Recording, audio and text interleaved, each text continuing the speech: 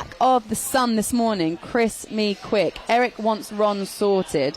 This is a piece by Martin Blackburn. Basically, what he's saying is that Eric Ten Hag wants it to be basically resolved as quick as possible because they've got a pre-season tour on Friday. I think they're going to Bangkok. Yeah, and Australia as well.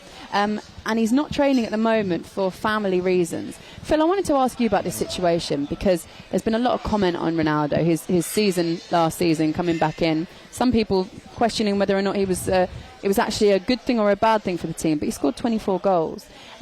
We know what he brings, the value that he brings, but reportedly he wants out. If you were in that Manchester United team, would you rather keep him or let him go? An unhappy Ronaldo? An unhappy one, you probably have to let him move on. There's obviously been rumours regarding he wants to continue playing in the Champions League. He's got 2 or 3 years left where you look at it and you probably don't blame him because he does personally love breaking records. So that's probably in the back of his mind regarding playing Champions League football, which he's been used to throughout his career. So it's just what's a bit off with me, Laura, to be honest, is just the timing of it. I'm just like, they've had all this negative attention. Last year was a tough year for the club, on and off the pitch, and then the lads have a break, come back, ready pre-season, and all of a sudden this news comes out breaking about Ronaldo obviously wants to leave. It's just the timing of the whole situation is just bizarre. And if it is true, if there's something in it, then you can't blame Ronaldo for chasing more Champions League trophies and goals. But ultimately, I think as a United fan, it'd be disappointed to see him go. He's 37 years old, and you just said you're making that sound old, Laura. I don't say it like that. I was just about to say 37 years old, and you think he's got 2 or 3 years left up at the top, but you're 37 as well, aren't you? Yeah, I look great for 37. You do actually. Do you think you've got a few more years left at the top?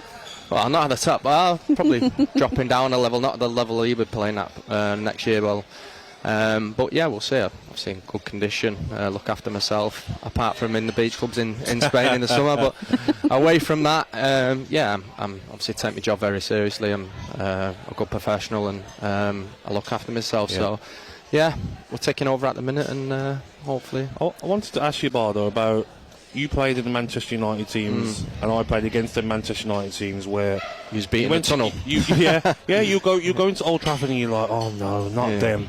You're not Tevez, Rooney, Ronaldo, not Rio at the back. Is it a shock of how Manchester United have dropped as a football club on the pitch? Because at the moment, you wouldn't even back them this season to finish in the top 4. You've got De Jong, umming and ahhing about, should I join Manchester United? Who would have ever thought that would have happened? No, absolutely, Gabby. I think it was the whole fear factor going back to Old Trafford. Obviously, I've been there as an opposing player as well.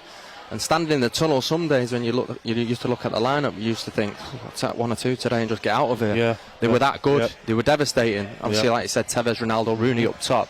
Probably the best front three the Prem's ever seen. Yeah. So, but yeah, I think they've got a mountain to climb. It's obviously from where they were to where they are now. I think the whole club needs restructuring. I think, I said, from the top, from the hierarchy, right down.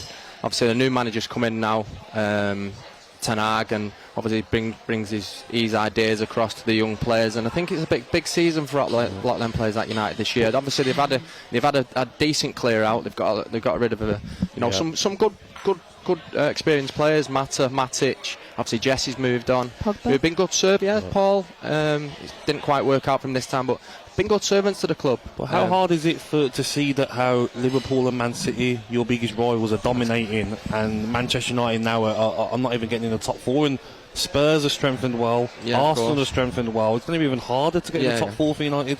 No, it's devastating to see, obviously, Liverpool and Man City, but you have to admire the football they're playing. It's absolutely devastating, and I say it's hard to pick the greatest team that's ever played in the Premier League, but these two teams now are really pushing.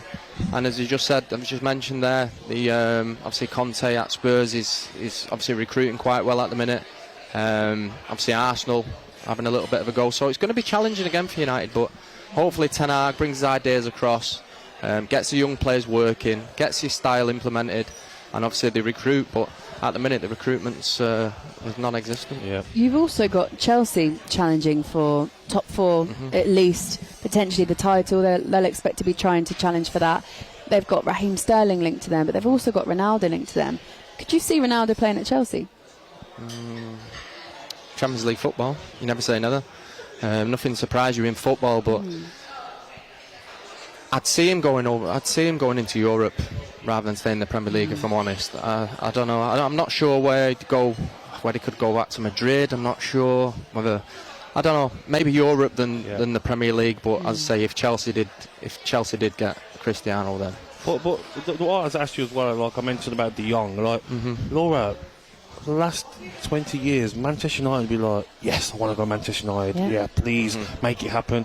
You've got De Jong like, I'll keep you there. I'll see what's happening with Barcelona, maybe other clubs, and maybe I'll go there. How like Manchester United have fallen as a football club, and you were here today at Hotel Football, and you see the stadium again. Like, this is a Champions League club, always will be, and they need to get back there. And it's not going to be easy, is it? Because everyone's going to be thinking, Ten Hag, don't win your first 3 games out of 5. You know what I mean? You're going to be under pressure straight away. It's been difficult the last, obviously, 6-7 years. So he's coming in under pressure straight away. He's obviously, it's a tough gig to take, and obviously it's not an easy one with obviously the players that have left and the recruitment. That obviously he's going to bring his own players in. Whether it's obviously De Jong, they're looking at De Jong and. Maybe a few others, but they do need 4 to 5 to get back to some sort of level where they can compete and try and get a top 4 finish. So, as I said, I'll give them a chance. I think obviously they've got some good young players there who've got a lot to prove this season. That's for sure. talkSPORT Breakfast with Laura Woods, Monday to Wednesday mornings 6 till 10. On AM, on DAB, via the talkSPORT app and on your smart speaker. talkSPORT.